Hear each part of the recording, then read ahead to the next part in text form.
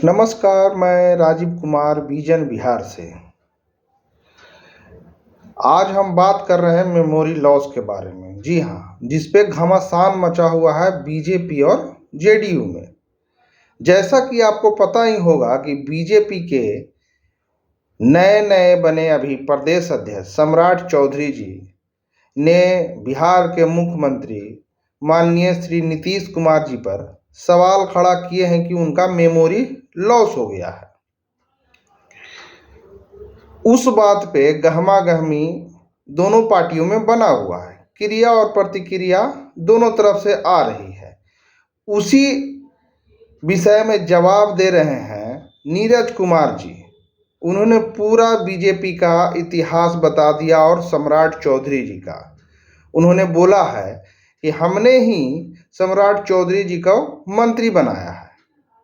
धन्यवाद। छोड़ जाते हैं उनके वीडियो के साथ। वीडियो देखने के बाद हमें लाइक और सब्सक्राइब जरूर करें। हम मेमोरी लॉस का नीतीश कुमार जी को, तो नीतीश कुमार जी के मेमोरी लॉस तो नरेंद्र मोदी जी को मालूम है। राजगीर में उद्बोधन नीतीश कुमार जी का हुआ था, जो चाणक्य चंद्रगुप्त क्या क्या बोल दिए थे माननीय नरेंद्र मोदी जी। और नीतीश कुमार जी का पॉलिटिकली इतना मेमोरी मजबूत है कि अमित शाह जी को बार बार आकर करके यहाँ आना पड़ रहा है। नरेंद्र मोदी जी की बेचैनी बढ़ गई है। इसलिए अब सवाल इस बात का है, मेमोरी लॉस तो आपका है सम्राट चौधरी जी, कि आपके पिता ने 2013 में कहा है कि हम नरेंद्र मोदी को गढ़ देंगे। वो याद है कि नहीं? पूछिएगा उनसे कि मेमोरी में है कि नहीं कि आपके पिता ने क्या कहा था। राजनीति को गढ़ देंगे सो नहीं, नरेंद्र मोदी को भागलपुर में गढ़ देंगे। तब बाप ही पुत परापत घोड़ा नहीं है कुछ तो थोड़म थोड़ा। तो पिता के सपना को साकार करिए। इंजीनियरिंग ग्रेजुएट है, जहां आपको पढ़ने का मौका नहीं मिला होगा, उधर देखते भी होंगे तो लजा जाते होंगे कि हम अपने जीवन में ही नहीं कर पाए। बिहार कॉलेज ऑफ इंजीनियरिंग जो NIT है, नीतीश कुमार जी के शैक्षणिक करियर के बारे में जानना चाहिए। और नीतीश कुमार जी का जो राजनीति का मापदंड रहा है, जरा अपना भी रिटर्न देख लीजिए, दूसरे का भी रिटर्न देख लीजिए। नीतीश कुमार जी एक स्वतंत्रता सेनानी के बेटा है, इंजीनियरिंग ग्रेजुएट हैं और 5 बार लोकसभा के सांसद हुए हैं, जहां के दरवाजा पर भी जाने में आपको अभी कोई उपाय नहीं हुआ है। तो नीतीश कुमार जी तो राजनीति और 17.5 साल मुख्यमंत्री रहे हैं। आज़ाद बिहार के पहले मुख्यमंत्री जिनको इतना बड़ा कार्यकाल मिला है। भारतीय जनता पार्टी के कोई नेता भी को 17.5 साल मौका नहीं मिला है और मेमोरी लॉस है। तो आपको विधायक बनाए हम ही ना, मंत्री बनाए हम ही ना। ये सब हमारा किया हुआ, एकदम हमारे खास आदमी हैं, खास आदमी है एकदम। इनका जन्म दिए हैं, पिता ने जन्म दिया तो उसका सपना पूरा करेंगे। हमने राजनीति में जन्म दिया, हमारा सपना है कि 2024 में इस देश के अंदर उन्मादी राजनीति नहीं रहना चाहिए। तो माननीय सम्राट चौधरी जी हम लोग के खास आदमी हैं, खास उद्देश्य में लगे हुए हैं।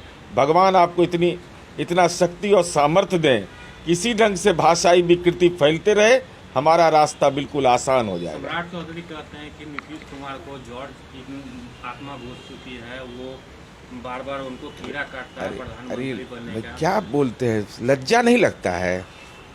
जॉर्ज फर्नांडिस के बारे में आप क्या बोल रहे हैं? देश के मजदूर और देश के समाजवादी आंदोलन का नायक वह व्यक्ति रहा है। कहाँ कर्नाटका में जन्म लेने वाला व्यक्ति, जो लोकनायक जयप्रकाश नारायण के नेतृत्व में जिस व्यक्ति ने लड़ाई लड़ी और देश के अंदर में रेल मजदूरों का हड़ताल उन्होंने कराया। मालूम है कि जॉर्ज फर्नांडिस ऐसे व्यक्ति थे कि देश के रक्षा मंत्री रहते हुए माइनस टेम्परेचर में जाते थे। जॉर्ज फर्नांडिस व्यक्ति नहीं थे, संस्था थे। अगर जॉर्ज फर्नांडिस की विरासत पर कोई उन पर एक सवाल खड़ा करता है तो इसका मतलब है को अटल बिहारी वाजपेयी, जो भारतीय जनता पार्टी के पूर्व नेता, हम सबों के श्रद्धेय दिवंगत प्रधानमंत्री के नियत और नीति पर सवाल खड़े कर रहे हैं। उन्होंने संयोजक बनाया था, अटल जी ने बनाया था, तो आप अटल जी पर सवाल खड़ा कर रहे हैं क्या? जॉर्ज साहब के बारे में टिप्पणी करना, ये तो भाषाई विकृति का सीधे तौर पर जिसका कहते हैं प्रकटीकरण। इसका मतलब शब्दकोश में इतिहास का ज्ञान, इस सब में ये किस बात के लिए धरना? जो उपद्रव में पकड़ाया है लोग, जमानतदार नहीं बनिएगा? जमानतदार बने, हे हिंदू धर्म के अलबमदार, पगड़ीधारी, आप जमानतदार बनिए। जो समाज में उपद्रव फैलाता है, तो चलिए 33 जो हिंदू हैं और 31 अल्पसंख्यक समुदाय के लोग हैं, तो हिंदू का कम से कम जमानतदार बन जाए। धरना तो आप दे दीजिएगा। माननीय जवाहर प्रसाद जी और शमशाद आलम की गिरफ्तारी हुई तो आपको बेचैनी, इस अब तक धरना नहीं दे रहे थे। जब दूसरे लोग पकड़ा रहे थे तो इनको धरना देने का सूझ नहीं आया। जब जवाहर प्रसाद इनके नेता गिरफ्तार होते हैं तब ये धरना देने का इनको याद आता है। इसका मतलब साफ है। इतना दिन के बाद रामनवमी का लंबा समय गुजर गया, उसके बाद तो सतुआनी का पर्व हो गया, तब भगवान राम ने ज्ञान दिया। क्या अद्भुत है। ये कौन कांड पढ़ करके आए हैं? किष्किंधा कांड पढ़े, ये कौन सा कांड पढ़े थे कि आप यह सवाल कर रहे हैं? मैं तो सीधे तौर पर कहता हूँ कि अगर धरना देना है, आंदोलन करना है, तो इतना विलंब क्यों किया? इसका जवाब दीजिए। दूसरा सवाल मेरा है कि जमानतदार बनिएगा कि नहीं? जब तक के दूसरे लोग गिरफ्तार हो रहे थे तो उनके लिए तो आप धरना नहीं दिया, लेकिन जब आपके दल के नेता पकड़े गए तो आपको 1 वोट देने का अधिकार है। जवाहर प्रसाद जी को, दूसरे को 4 वोट देने का अधिकार है, उसको वोट देने का अधिकार नहीं है।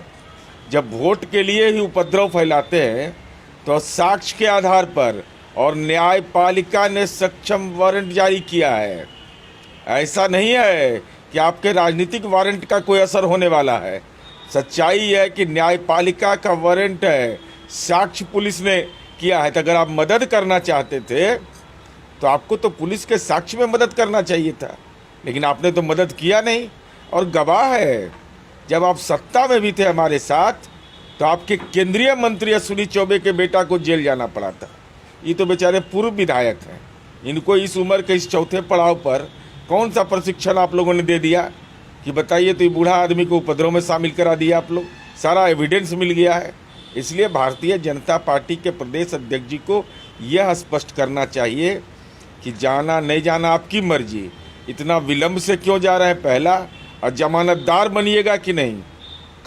कम से कम हिंदू का जमानतदार आप जरूर बनिए, और नहीं बनिएगा तो हम लोग कहेंगे फर्जी राम भक्त।